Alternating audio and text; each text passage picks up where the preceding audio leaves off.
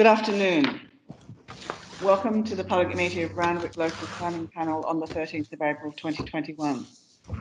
Firstly, I'd like to acknowledge traditional owners of the land and pay my respects to elders past, present and emerging. I'm the chair of the panel and my name is Annalise Tour. Joining me today by video conference are Julie Sabat-Ward and Cara Cranston as expert members, and the community representative is Peter Ryan. Each member of the panel has been asked prior to the meeting to advise whether they have a conflict of interest to declare in relation to any item on the agenda, and I can confirm that no conflicts of interest have been declared that would preclude any members' involvement in any items on the agenda. However, Peter Ryan has a matter or two matters that he wants to put on the record as being interests that he wants to be recorded. So, Mr. Ryan. Okay, yes, so this is in relation to item 1, Randwick Comprehensive LEP Environmental Resilience.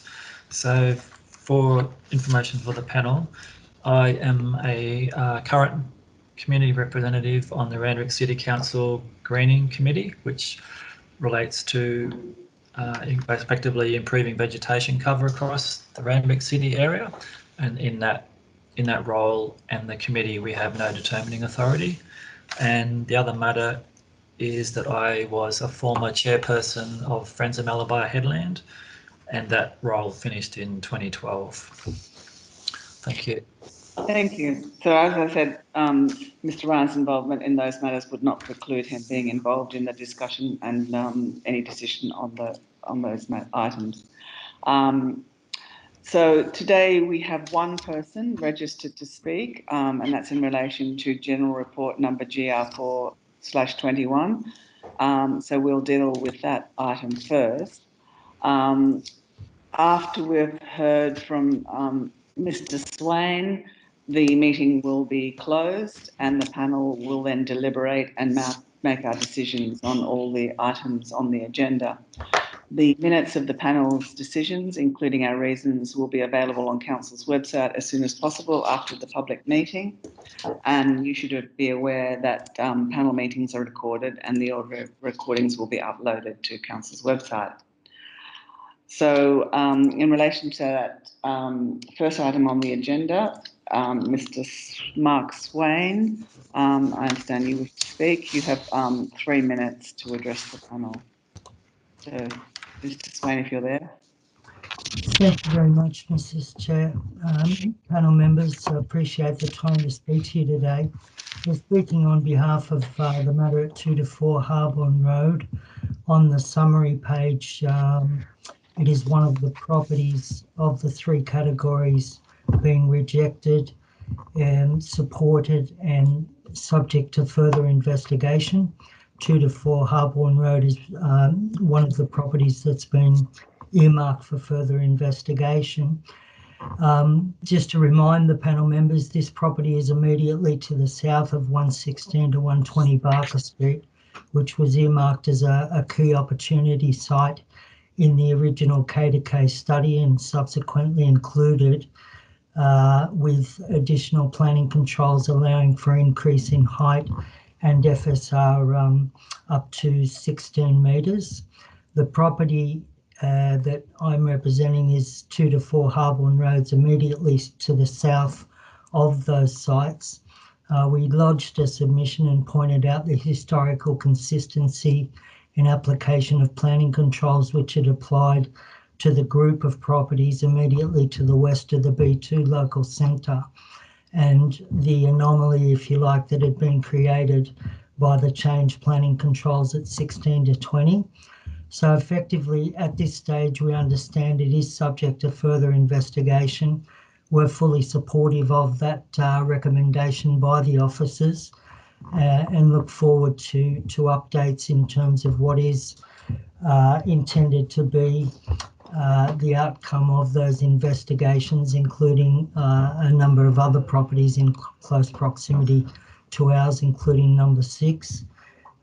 We've encouraged planning controls either consistent or commensurate with those that have been labelled as appropriate to 16 to 20 Barker Street, and we've provided building envelopes controls in our strategy to indicate the sound logic that would result if that were to be the case. So the reason I'm appearing before you today is simply to answer any queries which might otherwise suggest that the panel does not go along with the recommendation of officers. All right, thank you. I'll just see if the panel members have any questions. Any questions? No question. No question. I have no question. All right, thank you.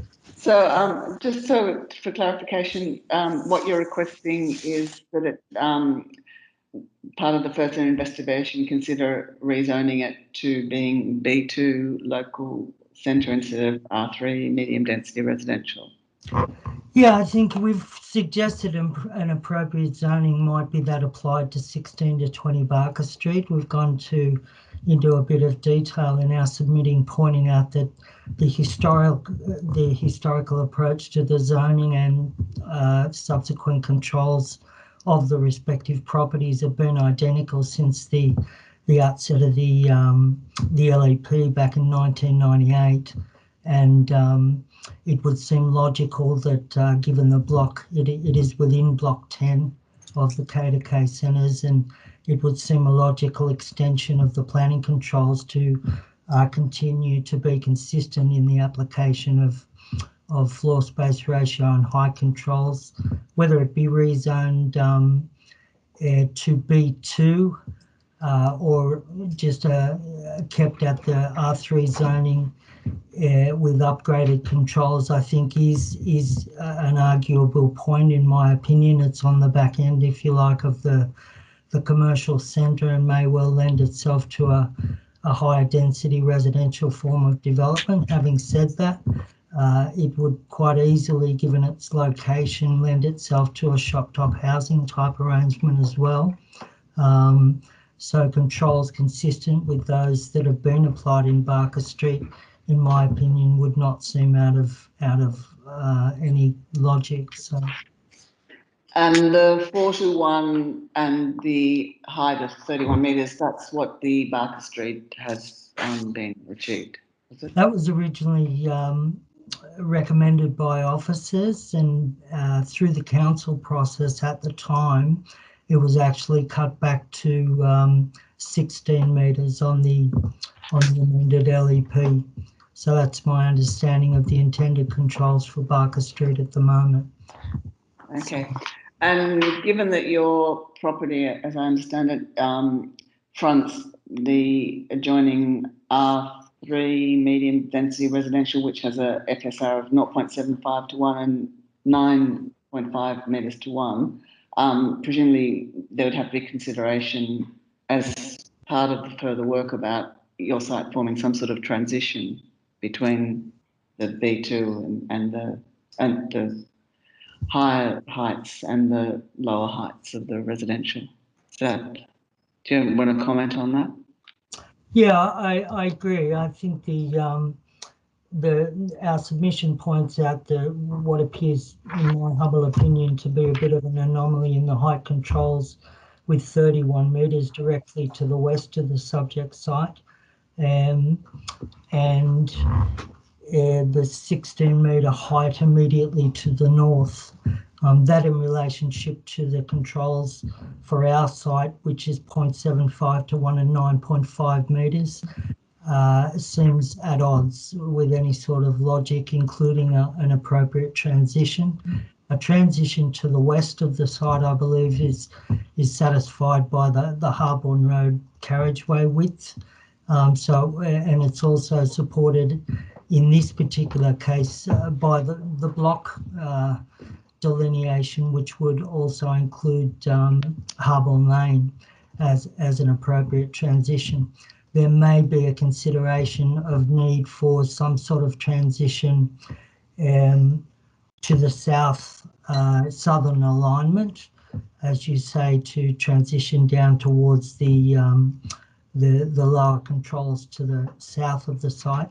Having said that, I understand, I haven't been privy to the information, but I understand there is also a site at number 6 Harborne Road, which was immediately opposite our site across the laneway, which is also included as worthy of further investigation. So that certainly any transition would be best managed, I would think, on that site. But there may be a need for some sort of transition across the sites, yeah, by way of building envelope. All right, thank you very much. Any other questions? All right, thank you. Thank you very much for your time. Appreciate it. Have a good day. Same to you. Bye.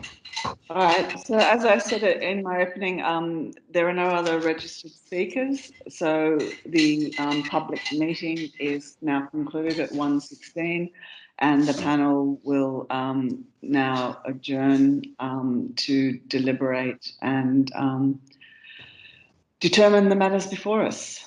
So thank you.